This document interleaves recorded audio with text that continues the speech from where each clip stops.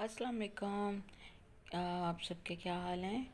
अच्छा, ऐसे है कि मैं एक और वज़ीफ़ा लेकर आई हूँ जो बहुत ही छोटा है और बहुत ही मुफीद है।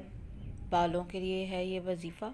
जिनके बाल गिरते हों और कोई भी मसला हो बालों के लिए, तो ये वज़ीफ़ा कर सकता है।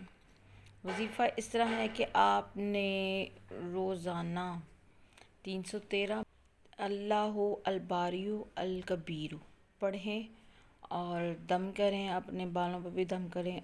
ऑयल जो है, जो ऑयल इस्तेमाल करते हैं आप लोग, उसमें ये दम करें और रोज़ाना ऑयल को इस्तेमाल करें। और खुश्की, सिकरी, बालों का टूटना, ये सब बालों की बीमारियों से आप निजात पाएंगे। और मेरे चैनल को सब्सक्राइब कर दें, शेयर कर दें।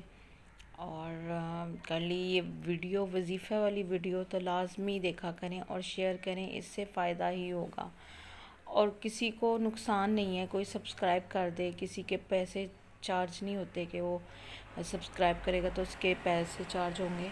ये सब कुछ फ्री है। Thank you.